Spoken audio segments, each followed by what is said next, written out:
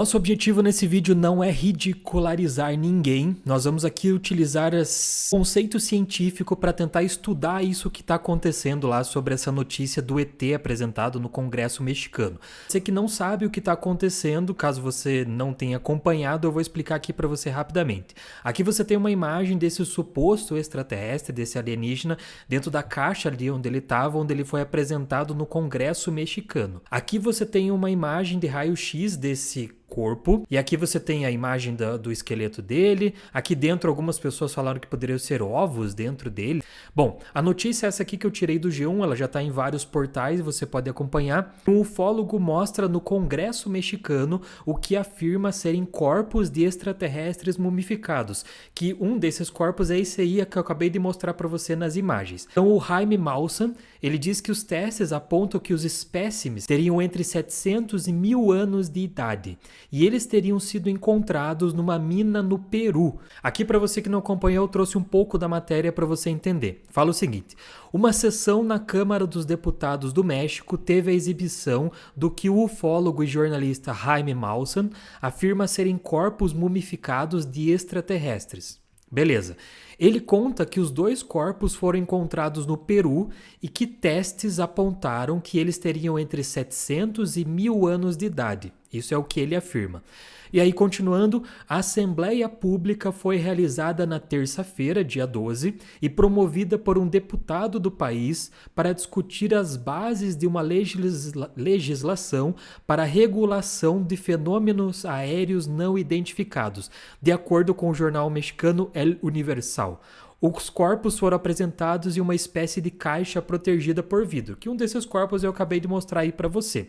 Vamos falar como que eu, cientista, analiso essas informações que foram passadas aqui. Para isso, eu sigo um cara que já faleceu, chamado Carl Sagan, que talvez foi o maior divulgador da ciência que já existiu. O Carl Sagan escreveu um livro, O Mundo Assombrado pelos Demônios, cujo subtítulo é A Ciência Vista como uma Vela no Escuro. Num dos capítulos desse livro, o Carl Sagan mostra um kit de ferramentas para detectar mentiras.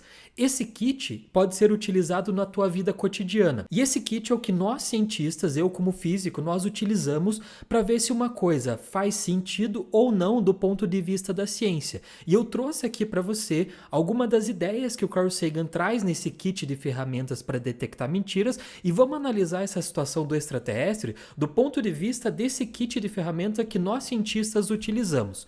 Uma das coisas que o Carl Sagan coloca é essa aqui, ó. Sempre que possível, deve haver confirmação independente dos fatos. Significa que, se uma pessoa ou um jornal está dizendo uma coisa, sempre deve haver confirmação por outro jornal ou por outras pessoas daquela área. Então você não deve buscar uma informação de uma fonte só de informação ou de uma fonte que é enviesada, ou seja, ela quer falar só sobre aquele assunto. Você deve buscar uma confirmação independente dos fatos. Na ciência, o que isso significa? Vários cientistas de diferentes partes do mundo precisam fazer estudos sobre o mesmo assunto e chegar em resultados parecidos ou iguais. Isso é na ciência a confirmação independente dos fatos. Falando sobre esse extraterrestre, o que seria confirmação independente dos fatos?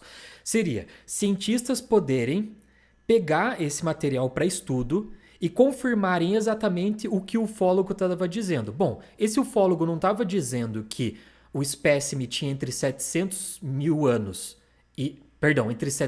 anos e 1000 anos de idade? Correto, ele estava falando isso. Mas deve haver confirmação independente dos fatos, ou seja, outros cientistas têm que chegar à mesma conclusão estudando o mesmo espécime. Essa seria a primeira ferramenta aqui no nosso kit de detecção de mentira para ver se isso tudo ia passar pelo teste ou não.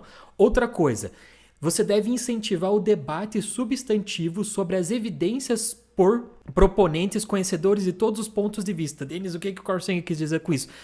Significa que o assunto que está sendo debatido deve ser debatido por pessoas com vários pontos de vista. Ou seja, se você acredita que aquele alienígena é realmente um alienígena, Então você também tem que debater com pessoas que não acreditam naquilo. Aí, se você não acredita, você deve debater com pessoas que acreditam. Mas isso aqui não é um debate que nós queremos que alguém chegue numa resposta. É um debate científico, ou seja, uma pessoa apresenta argumentos, outra apresenta um contra-argumento. Então, você tem que incentivar esse debate. A ciência não funciona com você se fechando no teu mundo e não debatendo e não encarando novas ideias. Geralmente você vê isso na política, né? As pessoas acreditam num político e não querem ouvir nada que o outro tem para dizer. Não é assim que a ciência funciona. Na ciência você tem que ouvir pontos de vista diferentes e todos têm que trazer argumentos substantivos para aquele debate. Então essa é uma ideia.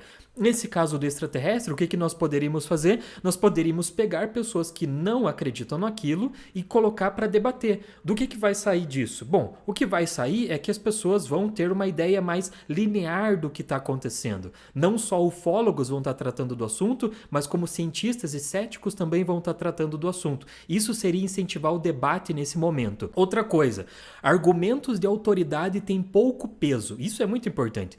Autoridades cometeram erros no passado e eles farão isso novamente no futuro. Então o Carl Sagan falava que uma maneira melhor de dizer isso seja que na ciência não existem autoridades, no máximo existem especialistas. Então o que seria um argumento de autoridade? Seria uma pessoa, um cientista falar, não, você tem que acreditar nisso, você tem que encarar isso como verdade porque eu tô falando, eu sou cientista. Não, isso não funciona na ciência. Não importa se eu sou um físico, você pode me questionar, você pode falar que eu tô errado, desde que você aponte evidências de que eu tô errado. Não é simplesmente um ataque direto. Mas na ciência não existem autoridades. No máximo existem especialistas. Não existe um papa na ciência, não existe um bispo na ciência, não existe nada que seja uma autoridade na ciência. Inclusive, nesse caso do ET. Esse ufólogo, ele é um ufólogo, mas ele não é uma autoridade no assunto, ele é um especialista no assunto. O que isso quer dizer? Que nem tudo que ele diz pode ser verdade, ele pode estar mentindo sim. Ele não é uma autoridade, ele é um especialista simplesmente e você tem que levar isso em conta nesse debate todo. Outra coisa, desculpe ficar na frente da tela aí, mas eu vou ler para você. Devemos considerar mais de uma hipótese. Se uma coisa deve ser explicada, pense em todas as diferentes maneiras pelas quais ela poderia ser explicada. Então pense em testes pelos quais você poderia refutar sistematicamente cada uma das alternativas. O que isso quer dizer? Que se você tem uma ideia, você tem que criar ferramentas para testar essas ideias. Ou seja, você deve considerar mais de uma hipótese para explicar aquela situação. Então, por exemplo, quando você vê uma luz no céu noturno, você deve pensar por último que é uma nave alienígena. Por quê? Porque existem muitas outras hipóteses mais viáveis. Por exemplo, pode ser um balão, pode ser um drone, pode ser um laser, pode ser um avião, pode ser a estação espacial passando. Então existem outras hipóteses que você pode formular que são muito mais mundanas. A última coisa que você vai dizer é que é uma nave alienígena. Ah, mas eu posso dizer que é um dragão? Pode, mas não existe nenhuma evidência de que dragões existem, mas você pode colocar essa hipótese. Você pode colocar todas essas hipóteses, mas o que vem de diferente na ciência é que você tem que testar todas elas e você vai eliminando uma por uma. Geralmente a gente vai ver aqui a hipótese mais simples é a verdadeira na ciência, então você tem que ter mais de uma hipótese. Nesse caso do alienígena, lá no México, a gente tem um corpo ali. Mas a gente não pode pensar que primeiro ele é um alienígena. Pode ser um corpo de uma criança, pode ser um corpo de um adulto que era muito baixo, pode ser até uma montagem que não é nada disso, aquilo ali pode ter sido feito com gesso e com massinha de modelar de escola, a gente não sabe, mas todas essas são hipóteses, inclusive a de ser um alienígena, mas nós temos que testar cada uma delas. Enquanto não tiver teste de todas, nós não podemos afirmar que é um alienígena. Outra coisa importante, tente não se apegar demais a uma hipótese só porque ela é sua. É apenas uma estação intermediária na busca de conhecimento. Pergunte a si mesmo por que você gosta da ideia.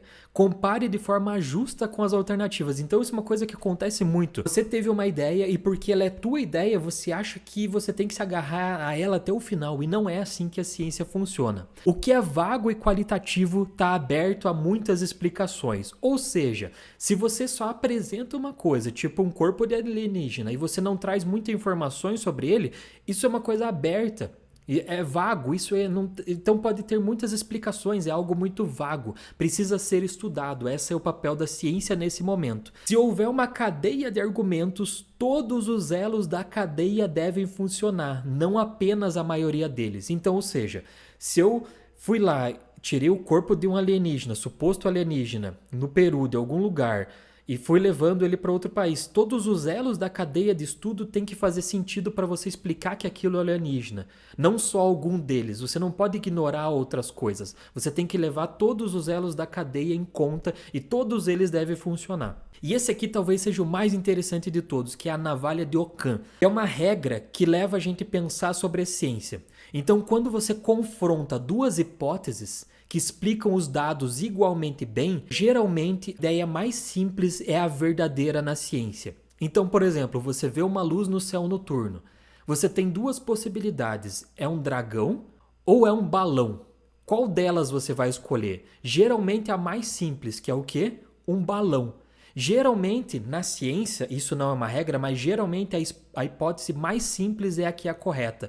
No entanto, que a gente diz que na ciência, o mais difícil é enxergar o óbvio.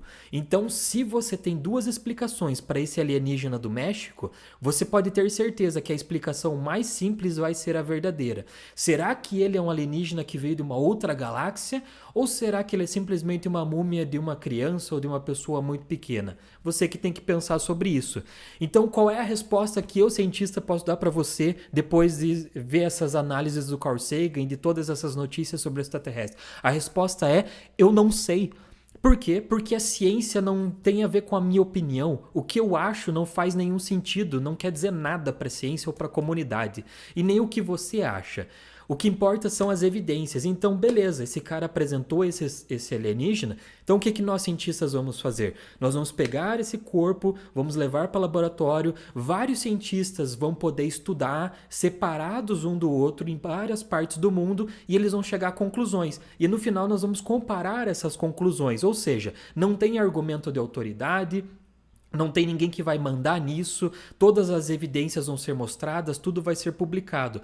Mas nós não temos nenhuma conclusão nesse momento, então não tenho o que dizer para você.